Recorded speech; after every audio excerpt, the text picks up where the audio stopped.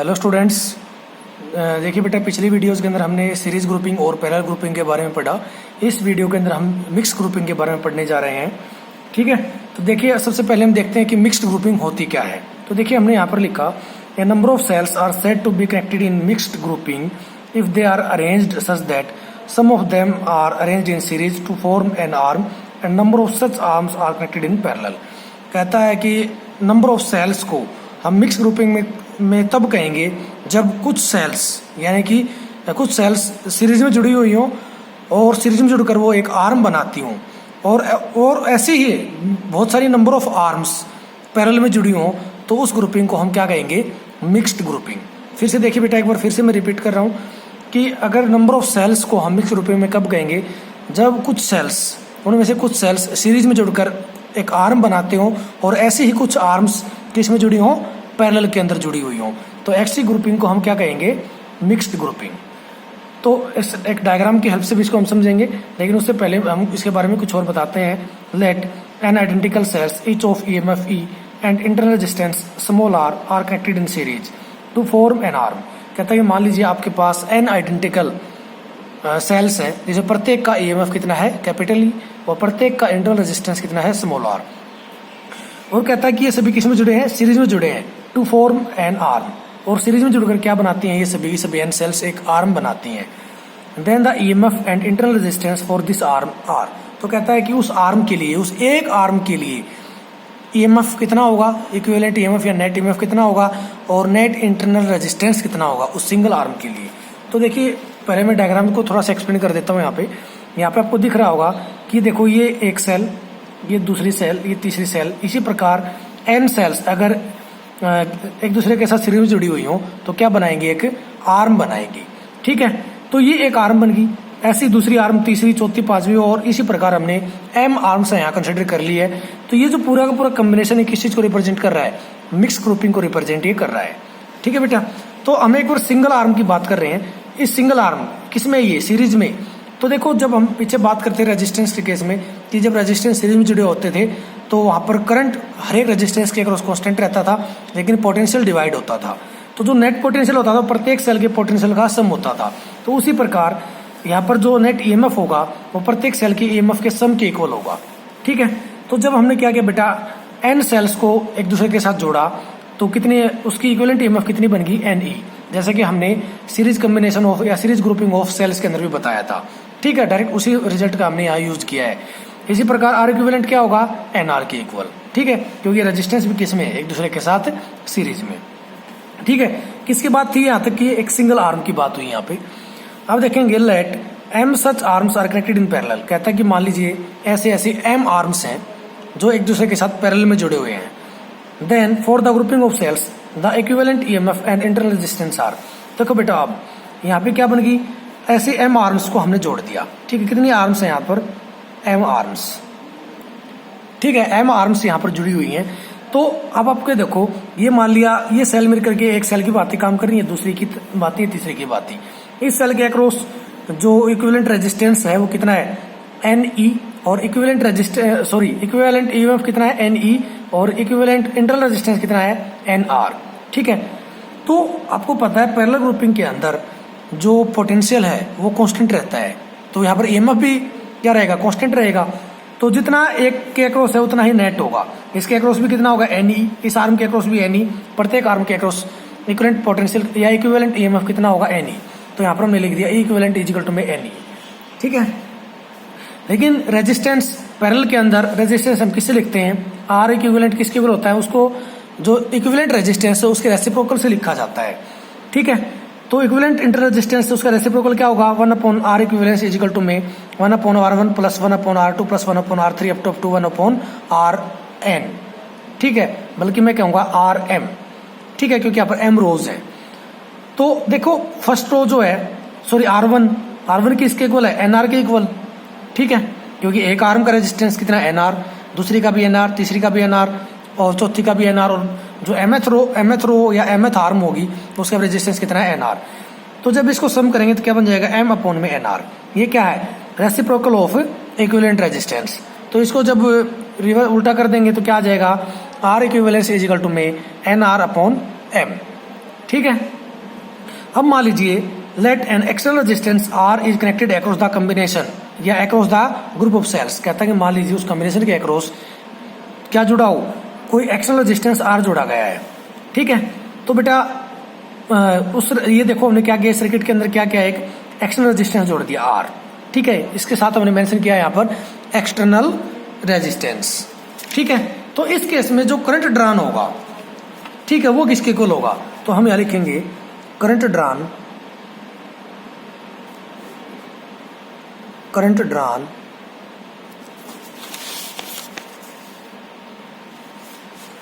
by external resistance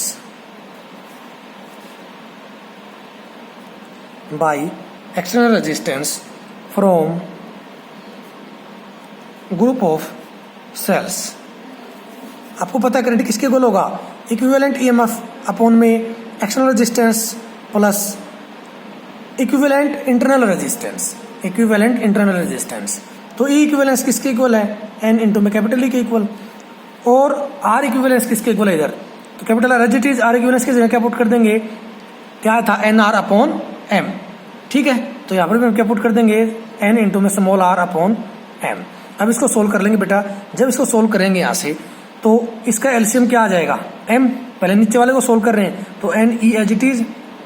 ठीक है, अब नीचे वाले को सोल्व कर लेते हैं तो एलसीएम ले लिया हमने, कितना आया, स्मॉल एम। तो आर के नीचे क्या है, 1, तो क्या एम के साथ मल्टीप्लाई हो जाएगा कैपिटल आर के साथ, क्या आ जाएगा, एम इंटू में कैपिटल आर प्लस में एन इंटू में स्मॉल आर। अब देखो बेटा ये एम ऊपर चला जाएगा तो करंट किसके इक्वल आ जाएगा, यहाँ से आई इज इक्वल टू में एम एन इंटू में E upon M R plus में एन आर। ठीक है, ये आपकी इक्वेशन आ गई, इक्वेशन नंबर 1। देखो इस इक्वेशन के अंदर करंट की मैक्सिमम वैल्यू कब होगी, जब डिनोमिनेटर क्या होगा, मिनिमम। ठीक है, डिनोमिनेटर क्या है यहाँ पर, M into capital are plus में एन इंटू स्मॉल आर, ये डिनोमिनेटर है। ये जब मिनिमम होगा तो करंट क्या होगा, मैक्सिमम। तो मैं लिख देता हूं current in equation 1 is maximum when M into में कैपिटल आर प्लस में एन इंटू में स्मॉल आर इज मिनिमम। ठीक है, डिनोमिनेटर क्या हो, स्मॉल हो। तो उस केस में देखिए हम इसको क्या लिख सकते हैं, एम इंटू में कैपिटल आर प्लस में एन इंटू में स्मॉल आर को क्या ऐसे लिखा जा सकता है, under root of M into में आर का होल स्क्वायर प्लस में एन इंटू में under root of N into में आर का होल स्क्वायर। जब स्क्वायर खोलेंगे तो यही टर्म आएगी ना, तो इसको ऐसे लिखा जा सकता है। अब इस टर्म के अंदर हम क्या करेंगे बेटा, under root of M into में कैपिटल आर का स्क्वायर प्लस में under root of N into में स्मॉल आर का होल स्क्वायर। अब क्या करेंगे, एक टर्म है हमारी 2 under root of M into में capital R under root of N into में स्मॉल आर, यही टर्म इसके अंदर से सब्ट्रैक्ट कर देंगे और यही टर्म ऐड कर देंगे, तो भी कोई फर्क नहीं पड़ेगा, एज इट इज रहेगा। ठीक है बेटा, तो वही टर्म हमने सब्ट्रैक्ट कर दी, वही हमने यहाँ पर ऐड कर दी है। ठीक है, अब देखो ये वाली टर्म, ये कुछ ऐसा बन गया, A square plus B square minus 2ab। ठीक है, तो इसको क्या लिखा जा सकता है, a माइनस बी का whole square, that is under root of m into में कैपिटल आर का square, sorry under root of m into capital are minus under root of n into में स्मॉल r का whole square plus ये term as it is 2 under root of m into में r under root of n into में r के। ठीक है, तो देखिए अब हमें क्या बताना है, अभी तक हमने क्या कहा था कि करंट मैक्सिमम कब होगा, जब डिनोमिनेटर क्या हो, मिनिमम हो। तो देखो जब यहाँ पर परफेक्ट स्क्वायर की बात आ रही है तो परफेक्ट स्क्वायर नेगेटिव तो हो नहीं सकता, लेकिन 0 हो सकता है। So in above equation m into capital are plus में n इंटू में small are is minimum when, कब मिनिमम होगा बेटा, जब m इंटू में कैपिटल आर प्लस में n इंटू में स्मॉल आर किसके इक्वल हो, 0 के इक्वल।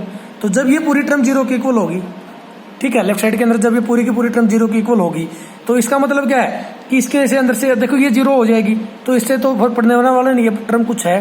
ठीक है, तो इसका मतलब क्या है, ये टर्म क्या होनी चाहिए, 0 के इक्वल। तो क्या हो जाएगा, under root of m into में capital are minus under root of n into में स्मॉल r का स्क्वायर किसके इक्वल होगा, 0 के इक्वल। ठीक है, दोनों साइड अंडर रूट ले लेंगे तो 0 का अंडर रूट 0 और इसके अंडर रूट से इसका स्क्वायर कट जाएगा। ठीक है, तो क्या बचेगा बेटा इधर से m इंटू में कैपिटल R प्लस में माइनस में n इंटू में small r is equal to में 0। अब देखो बेटा यहाँ से हम क्या कर सकते हैं, इस एन आर को राइट साइड लेके जाएंगे तो क्या हो जाएगा m into capital R is equal to में n इंटू में स्मॉल r। m को अगर उधर ले जाऊं तो क्या हो जाएगा r इज इक्वल टू में एन आर अपॉन में m। ठीक है, अब देखो ये वाला कौन सा रेजिस्टेंस था, ये इक्विवेलेंट रेजिस्टेंस था उस मिक्स ग्रुपिंग का। ठीक है, ये मिक्स ग्रुपिंग का इक्विवेलेंट इंटरनल रेजिस्टेंस था। ठीक है, और ये क्या था एक्सटर्नल रेजिस्टेंस। तो ये कंडीशन आ गया हमारे पास कि जब external resistance equivalent internal resistance के इक्वल होगा तो उस टाइम पर जो करंट विड्रा होगा वो क्या होगा मैक्सिमम। तो यहां पर लिख देता हूं, so current drawn from mixed grouping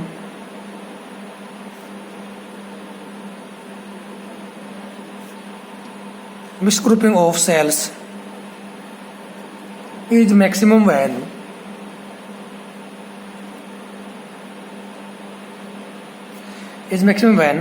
external resistance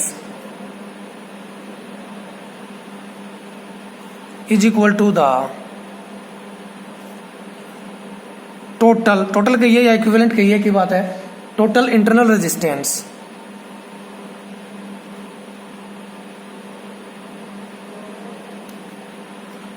of group of cells. ठीक है बेटा, तो जब क्या होगा मिक्स ग्रुपिंग के केस में जब external resistance total internal resistance के इक्वल होगा तो उस केस में जो करंट ड्रॉन होगा वो मैक्सिमम होगा। ठीक है बेटा, तो आई थिंक मिक्स ग्रुपिंग इतना ही है, आपको समझ आया होगा। अगर कोई डाउट रहता है तो वीडियो को रिपीट करके देख सकते हैं। थोड़ा सा टफ जरूर है ये पहले वालों से, लेकिन इजी है अगर आप उसको ध्यान से समझेंगे, 2 या 3 बार इसको पढ़ेंगे आसानी से। अगर फिर भी कोई डाउट रहता है तो आप